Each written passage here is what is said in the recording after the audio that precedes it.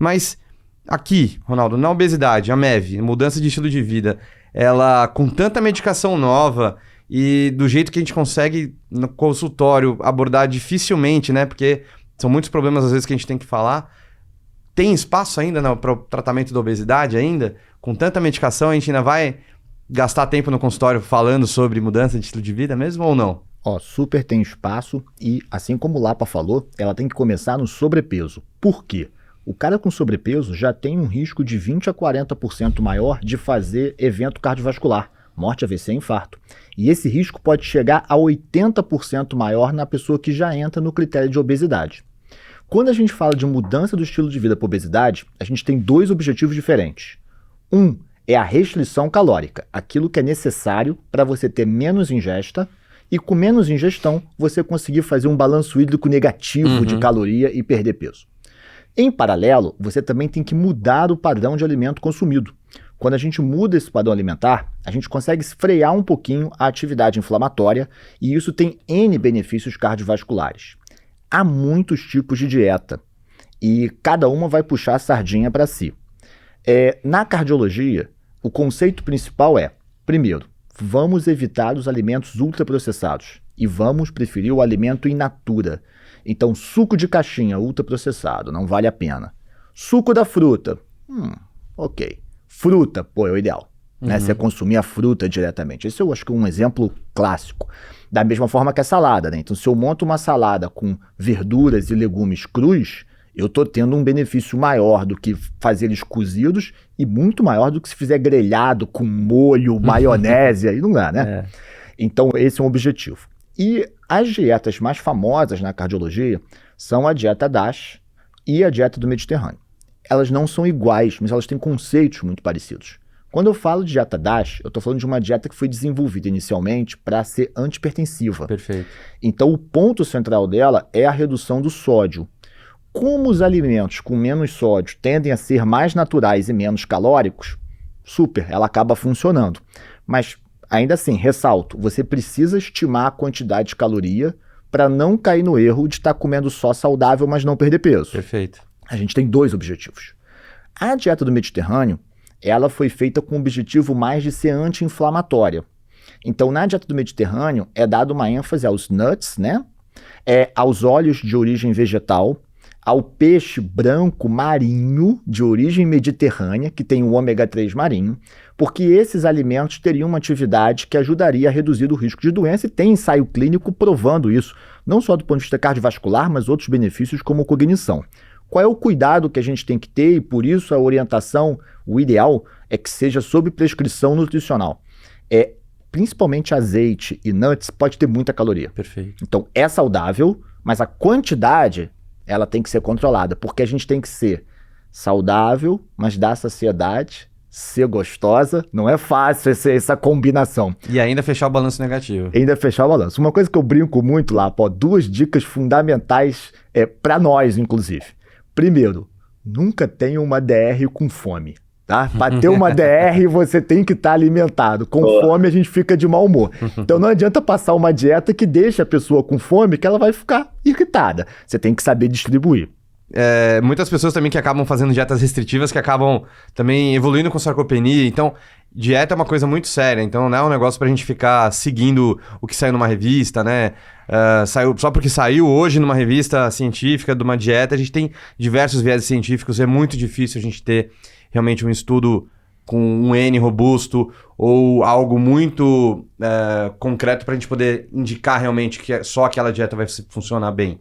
Então, acho que vale a pena realmente, que nem você comentou, de encaminhar para um profissional de nutrição, né, um nutricionista, para poder fazer essa orientação de uma forma mais adequada e lembrar que não tem nenhuma dieta que vai ter um benefício de morte, por exemplo, maior do que a outra. Realmente, o que a gente tem é da dieta DASH, que é uma dieta que é pobre em sódio e rica em potássio, laticínios e outros alimentos, que aí a gente acaba tendo um controle melhor da hipertensão também. Em relação à atividade física, isso também acaba entrando também uma forma importante, porque além do balanço de entrada, né, negativa, a gente ingerir menos calorias, a gente também tem que gastar mais calorias.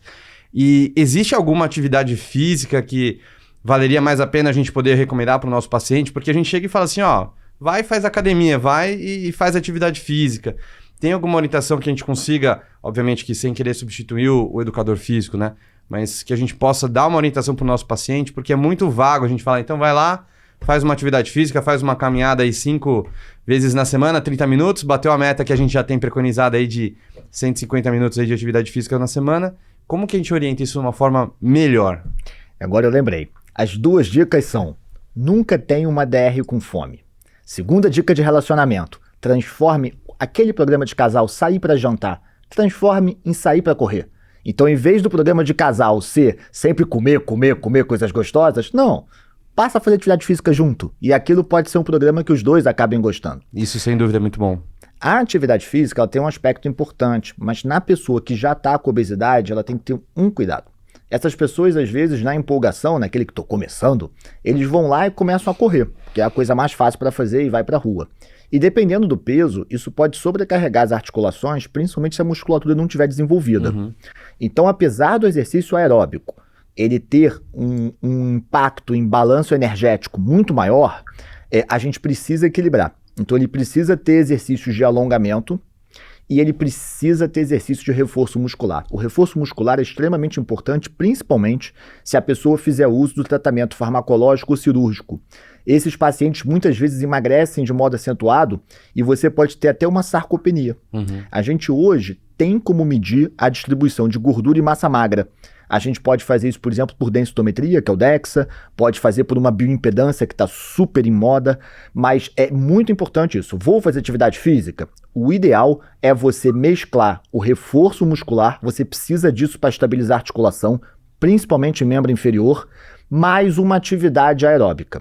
E aí é uma coisa mais pessoal. Eu acho que quando a pessoa tem um peso que está muito acima do ideal e não está habituada a fazer exercício, por exemplo, obesidade grau 3, eu começaria inicialmente com atividades que não joguem o peso todo nas pernas, para não sentir o joelho e o quadril. Então a pessoa vai fazer uma bicicleta sentado, a pessoa vai fazer algumas aulas de funcional apoiadas, ou ela vai nadar, porque isso provavelmente vai ajudar a não ter aquela dor de coluna, aquela dor de joelho, que talvez afastasse ela do esporte numa fase muito precoce. Uhum. E lembrar, 150 minutos de atividade é o mínimo necessário para a gente ter benefício cardiovascular no médio e longo prazo. Lembrando que tem que ser distribuído ao longo da semana, então eu não posso passar mais do que 2 dias sem fazer exercício, não dá para ser só fim de semana. E a gente precisa também incrementar um pouquinho a intensidade e o volume de treino. É o tempo de treinamento versus a intensidade do treino.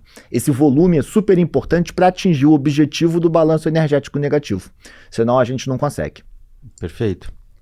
E eu queria comentar também que dessa parte assim que a gente tem no começo também dos pacientes, eu acabo também...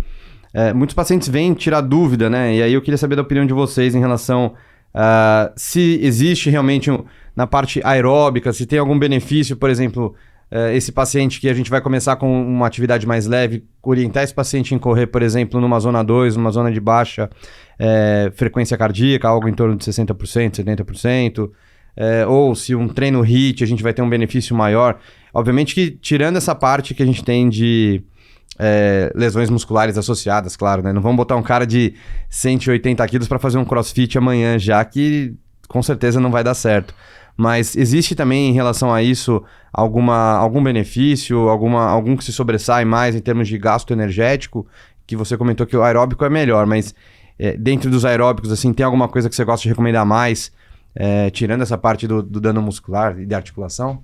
O Lapa é um grande defensor do exercício físico, posta diariamente, inclusive a frequência de treino. Lapa, como é que tá a sua experiência aí com esses diferentes tipos? Boa.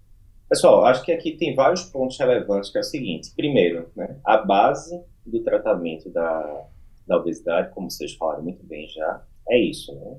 É dieta, exercício físico, que é basicamente coisas comportamentais.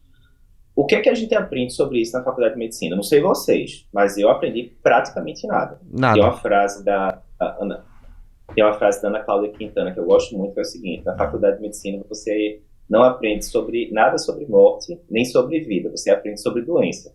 E eu acho que é um bom reflexo do que foi a minha faculdade, pelo menos. Né? É verdade. Então, assim, eu aprendi nada sobre dieta e sobre atividade física praticamente na faculdade. Isso ficou muito claro para mim uns 4, 5 anos atrás, que foi quando eu comecei, né? Eu era uns 10 quilos mais magro do que eu sou hoje em dia, quando eu comecei o projeto ali de fitness, aí até para ganhar massa magra, etc. Tal, isso intensificou muito na época da pandemia, porque você via na época da pandemia gente que ia para UTI e em uma semana perdia quilos e quilos de massa magra.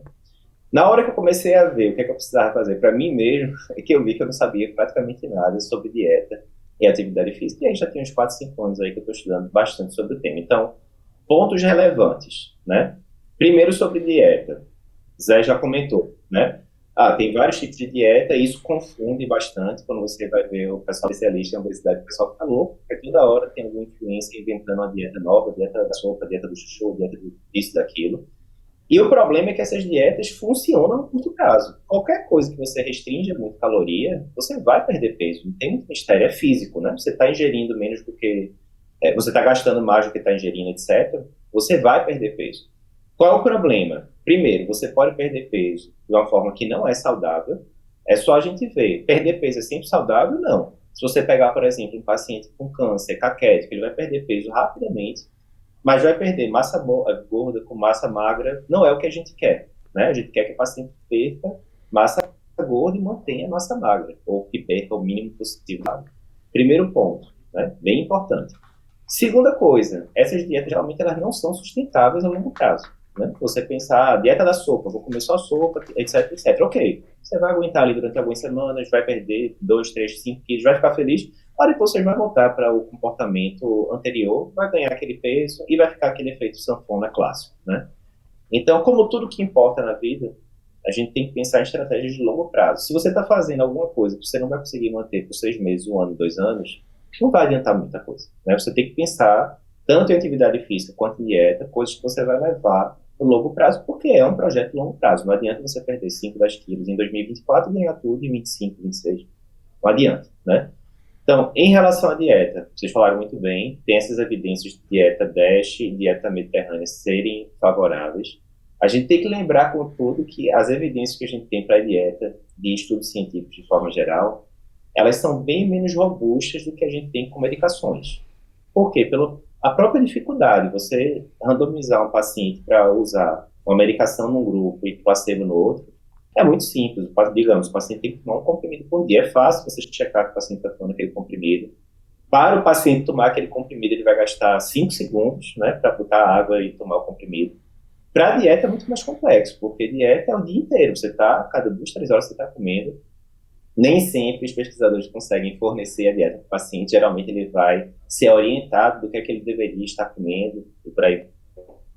Esses reportes são baseados em registro dietético. O paciente vai dizer, que eu lembro, eu comi tal coisa nos últimos tempos. E erra muito.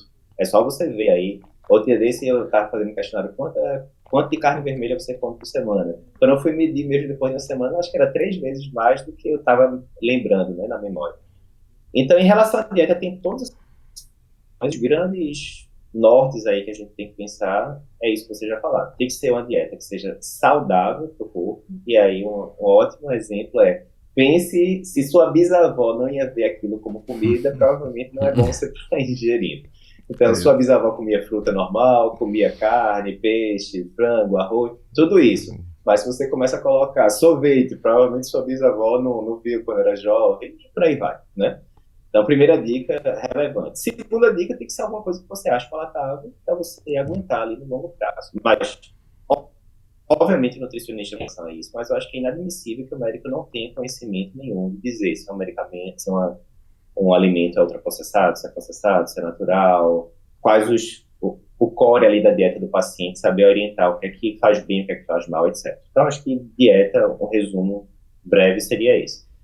Em relação à atividade física, trocentos pontos aqui que são relevantes.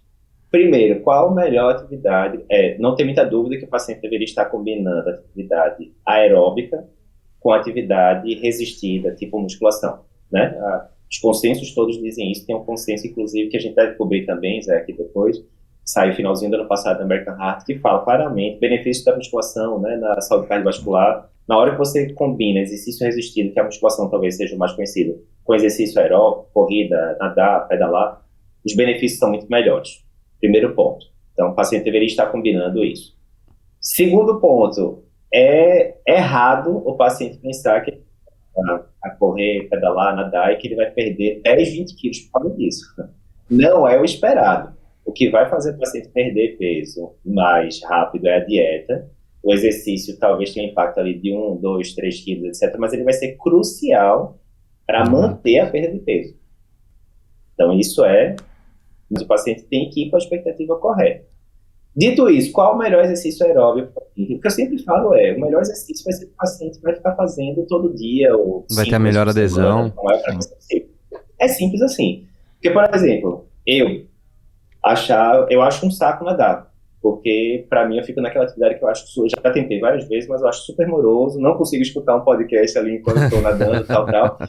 Enquanto que correr eu acho tranquilo. Boto lá o headphone, fico vendo uma série, escuto um podcast. Tão prazeroso correr do que nadar.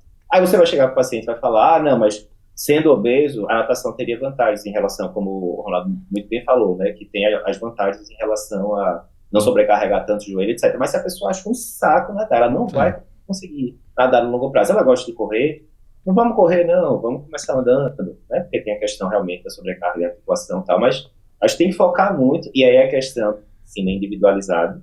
Você tem que conversar com o paciente. Então, tudo que você já fez na vida, teve alguma coisa que você gostou mais? Gostava de jogar tênis. Então, vamos tentar o tênis. E por aí vai. A diretriz fala também, né? As diretrizes falam, você deve começar com uma carga mais fraca. Então, você não vai mandar o paciente correr 40 minutos de cara. Vamos começar andando. Se for esse exemplo. Vamos começar andando aqui, sem se preocupar tanto com frequência cardíaca, só ande. Ande aí 15 minutos, 20 minutos por dia, tá bom demais. Vamos adquirir o hábito, né, de começar a fazer alguma coisa antes de pensar em bater os 150 minutos, que seria, né, o ideal daí para cima pela diretriz. Vamos começar a pensar no hábito, né? E depois a gente vai pensando em ajustar, né, o ajuste fino ali da coisa. Porque faz aquela metodologia que você fala do SMART, né? Perfeito. O SMART que eu ia falar daqui a pouquinho. Opa, inclusive, o que é que acontece? A metodologia SMART, né, que a gente fala lá no curso de produtividade do Cardio Papers, é justamente isso. Como é que você ajusta metas factíveis, né? Então, a meta tem que ser específica, não é vai andar no parque, não, vai andar 10 minutos por dia no parque. Tem que ser específica, tem que ser mensurável. 10 minutos eu consigo medir no relógio, que eu andei 10 minutos. Show. Tem que ser alcançável, né? Não pode ser, olha, vai correr uma maratona amanhã para a pessoa que está sedentária. Não é alcançável. Tem que ter um horizonte de tempo, né? Olha, vamos pensar que daqui para o final do ano você vai estar andando meia hora por dia, mas vamos começar com 10 minutos. E é interessante isso, que a gente tem vários alunos do curso de produtividade que a gente faz focado para a pessoa se preparar melhor para a prova de título, não tem nada a ver com obesidade. Mas eu tenho trocentos relatos de alunos que perderam 10, 20, tem um aluno que perdeu 30 quilos e saiu da lista bariátrica por causa disso, porque ele começou a seguir as regras ali do curso de produtividade, e aí não serve só para estudo, serve para a vida como um todo. Mas isso é difícil, porque é um curso de 9, 10 anos de duração, cheio de técnica e tal. Se você faz uma consulta de 10 minutos, que você fala uma coisa genérica, como vocês falaram, vamos andar no parque como menos, qual é a chance desse paciente colocar essas técnicas em prática? É praticamente nula, né? Praticamente nula. Então, em relação ao exercício aeróbico, importantíssimo, mas eu orientaria o paciente para começar com o mínimo possível, consegue praticar diariamente, porque a gente sabe que é uma coisa que você faz todo dia. É muito mais simples você levar no longo prazo do que uma que você faz 2 vezes por semana. Isso já acontece comigo. Quando é 2 vezes por semana, sei lá, terça e quinta, aí você fala, essa terça aqui tá chovendo, vou deixar para quarta. E aí na quarta você não faz. Quando é todo dia, é todo dia. Vou ter que fazer hoje, como eu escovo os dias todo dia, como eu tomo banho todos os dias, como vou no banho todo dia. Enfim, você vai ter que fazer todo dia, acabou, não tem muita dúvida.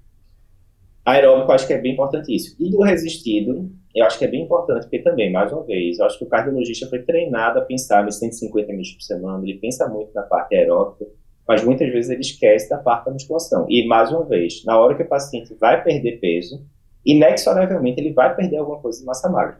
Não tem muito para onde fugir.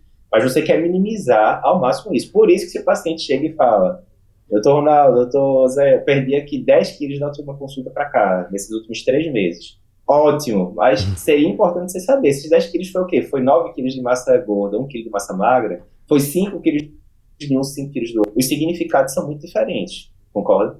Então, daí vem a importância, como vocês estavam falando também, por exemplo, não ficar só na balança. A bioimpedância ajuda demais, porque ela separa o que é massa gorda e o que é massa magra, né? O DEXA, né, que seria o padrão ouro, mas que já é um exame um pouco mais trabalhoso de fazer.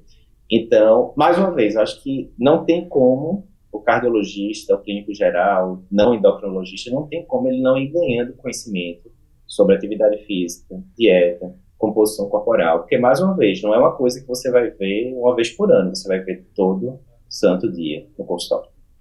E uma coisa muito bacana, para complementar o que o Lapa falou, né? Você tinha me perguntado sobre o HIIT. Na verdade, o importante é o volume de treino, duração versus intensidade. Então, quanto mais treinado você tá, mais difícil recrutar a frequência cardíaca. Mas recrutar a frequência cardíaca tem outros benefícios, como, por exemplo, modulação autonômica. Então, ter alguns tiros, alguns hits no seu treino é benéfico. Não é mandatório, porque a gente não tem aquele nível 1 de evidência para falar, tem que ser.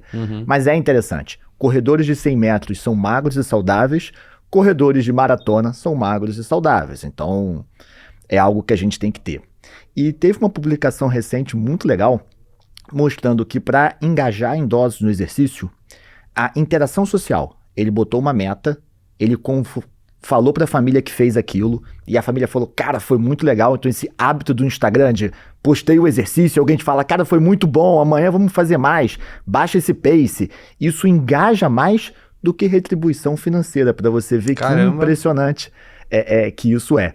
Então, perfeito. Essa é uma estratégia super bacana, de envolvimento social para fazer o exercício, porque isso tende a manter as pessoas fazendo com mais regularidade. Puta, que legal. E eu queria comentar também que temos algumas recomendações também, de pelo menos às vezes o paciente chega e às vezes ele não tem um relógio, um smartwatch, mas às vezes ele tem um celular que conta os passos, então ele pode se guiar também por isso, ter uma meta aí de pelo menos andar 8, 10 mil passos por dia, seria já alguma coisa em relação à mobilidade também.